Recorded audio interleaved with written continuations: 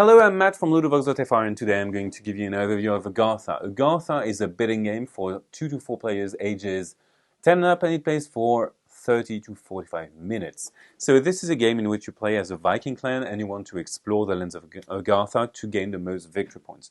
You gain those by strengthening your village, by exploring new locations, or launching expeditions. So what you do is you try to get those pairs of cards. And you do that with your bidding tokens. You have chips, 3 of them numbered 1 to 3 with different abilities. And you're going to either play the chip for its ability or for its value to bid and to win the pair of cards.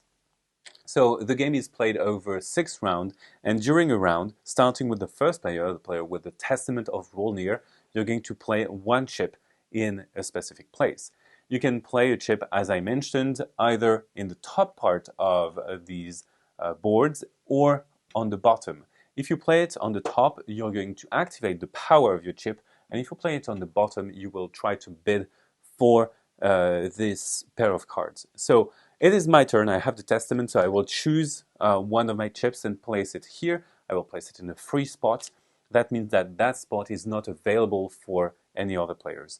The next player will look at their chips, they will play one, and so on.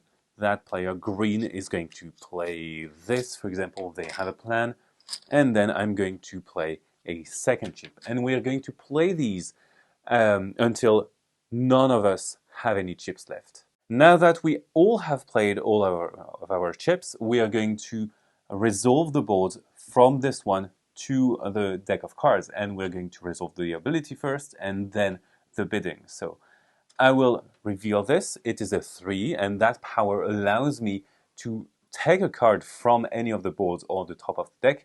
And if I take a card from one of the boards, I'm going to replace it with the top deck card. I will take this compass and place it, for example, here, and replace it with a new card. So that allows me to take a card I really want. Now I am alone on this bid, so I will take those.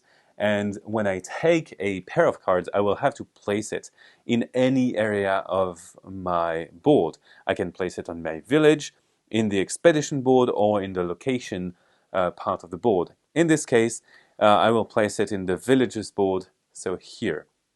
Now we resolve the next board and pair of cards, so there is an ability that's going to be played, and this is a 1. This allows the green player to move 1 card around their board. So for example, they could move this card here, and then we reveal those. So there is a 2 for green and 1 for black. So obviously green is going to win the bid, so they are going to take the cards and place them in a single area, so for example in the exploration area of their board. Because there has been movement in this expedition area, you're going to be able to trigger abilities there. So for example, you can launch an expedition and you need to discard a certain number of locations and villages cards, and you can launch 1 type of exploration per game, and it gives you victory points. In this case, they are going to discard 2 locations and 2 villagers from the game, and they gain 5 victory points, and they will draw a card. They will get a card from the top deck, for example, and they are going to place it here, for example. Then we move on to the next one. There is no ability, so we move on to bidding, and there is a tie. If there is a tie and that the player carrying the Testament of Rolnir is involved in the tie, they simply win the tie. That means that I'm going to take these cards and place them in a single area, for example, in the location area of my board. If the player with the Testament is not involved, you're going to check the first player who has placed that token. They are going to take a card, and then the other player is going to take a card.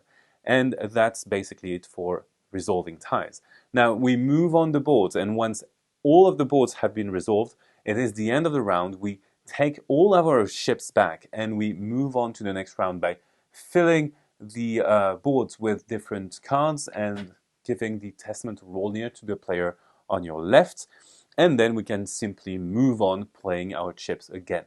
And we're going to do that a total of 6 times. After that, we're going to count up our victory points. So now the victory points can be made in various ways, and basically it is positioning your cards around your board. So for example, we have sacred amulets, and they are worth 3 points each, but only if they are placed within the sacred amulet area of your board. But this is not an area you can place cards into. You have to move the amulets around with special abilities like this power or the village power. For example, here with the village, you can place 2 of your villagers to have a movement around the board, or you can spend more villagers and place them here to perform different actions. Now you also gain victory points with this as tokens, and at the end of the game, for your village, you're going to score a number of points equal to your items for each pair of villagers that is in here. The locations need to have a compass and locations of the same type. They are going to earn you victory points based on the number of locations that you have, and you can open up to 3 slots. And if you open more slots, you're going to get bonuses. You total all of your victory points up, and the highest sum determines the winner. And that's it for Agartha. So this is a bidding game in which you have your chips, and you try to decide whether it is best to play them for their ability or for their bidding value. Now, bye-bye. See you on Ludochrono.